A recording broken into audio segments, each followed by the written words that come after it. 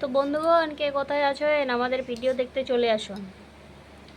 এই দেখুন, একটা এলিয়েনের বাচ্চা আসছে আমাদের ঘরে।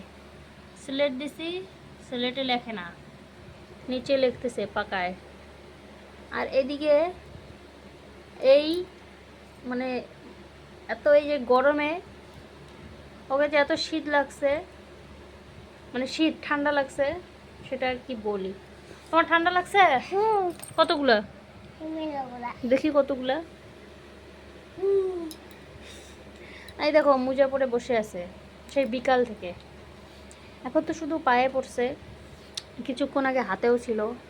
কি যে আজকে মানে কি যে আজকে কি মনে পড়ছে, হঠাৎ করে নাকি স্বপ্ন পাইছে মোজা পরি। নিজেই মোজা বাইর করছে, কোনখানে থাকে ও জানে, ওর জামা কাপড় কোনখানে থাকে ও জানে। তারপর কথা হলো মোজা বাইর করে নিজে মানে পরার জন্য, মানে সেই কান্নাকাটি। সেই মোজা এখনও পড়ে আছে, মনে হয় আজকে এই মোজা পরেই নাকি শুবে। জানি না, দেখি কি হয়। যেটা জিদ করে তো জিদ করে, এখনই ওর জিদের সাথে আমি হার মেনে যাই। জানি না পরবর্তীকালে কি হবে। এই যে দেখুন, এই যে এলিয়েনের বাচ্চা, ঠান্ডা লাগছে বলে খুব, আবার জ্যাকেট চায়, টুপি চায়। ওকে দেখে কিছুক্ষণ আগে আমারই এত গরম লাগছে, আমি স্নান করে আসলাম আবার। কি ফুর্তি! ছোটোবেলাটা কতই না সুন্দর না বন্ধুরা। হয়তো ছেলে একদিন বড় হবে, সেও হয়তো তার ছোটোবেলাটা অনেক মিস করবে, যে কেন ছোটোবেলাটা তাড়াতাড়ি চলে যায়। আর ছোটোবেলাটা দেখবে তোমরা তাড়াতাড়ি চলে যায়, কোনো টেনশন নেই, ঝামেলা নেই, শুধু ফুর্তি আর ফুর্তি, ডু ফুর্তি নো চিন্তা। এটাই হলো কথা। তো বাচ্চাদের ফুর্তি করা দেখে মাদেরও ভালো লাগে, তাই আজ সবসময় মারা চাই, আমরা চাই যে বাচ্চারা ফুর্তিতে থাকুক, ভালো থাকুক, সুস্থ থাকুক, কারণ তাদের ভালো মন্দ নিয়েই আমাদের ভালো থাকা। তারা যখন দেখবে না, বসি না বাবা, তোমাকে আমি লিখতে দিচ্ছি না, তুমি আজকে লিখতেছো না কিন্তু। এর আগের দিন কি সুন্দর লেখলো, আজকে আবার লেখে না। বাচ্চা মানুষ কি আর বলা যাবে, বেশি জোরও করা যায় না।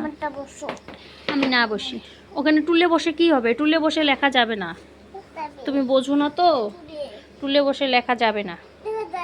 আচ্ছা লেখো, তুমি একটা টুলে বসো, একটা টুলে স্লেটটা নাও, নিয়ে লেখো। হ্যাঁ, এই যে বুদ্ধি, বা বুদ্ধি বাইর করছে দেখো এবার। টেকনোলজিয়া টেকনোলজিয়া টেকনোলজিয়া এখনকার বাচ্চাটা এমনিই আর কি, প্রায় সবারই, শুধু আমার না, সবারই অনেক ট্যালেন্টেড হয়। তাদেরকে যদি একটু ভালো করে গাইড করা হয়, তারা আরও বুদ্ধিমান হয়। এই যে টেকনোলজিয়া, নিচে বসে না, ছেলে আমার নিচে বসবে না, তাই ওর চেয়ার টেবিল, পরশুদিন আমাকে বলছিল পড়ার জন্য টেবিল আনতে। তো আমি বলছিলাম তুমি আর একটু বড় হও, তারপর পড়ার টেবিল। আচ্ছা আনমনি, তুমি আর একটু বড় হও বাবা, তখন তোমার জন্য পড়ার টেবিল। এখন তুমি নামতে উঠতে চেয়ারে পুশ করে পড়ে যাবা, তাই না? তুমি একটু বড় হও, তোমার জন্য আমরা পড়ার টেবিল নিয়ে আসবো, হবে? আচ্ছা লেখো, তুমি লেখো। হ্যাঁ, বসে বসেই লেখো, যে বসে। এই যে নাও। হ্যাঁ দিছি তো, হ্যাঁ দিছি, মোসো। ওই হাতে সব করতে লাগে, খালি এই হাতে করো কেন? ওটা কলম না, ওটা চক। হুম, এক হাত দিয়ে স্লেটটা ধরো, এক হাত দিয়ে মোসো। বন্ধুরা আর কি বলবো, ভিডিওটা এখানেই শেষ করছি।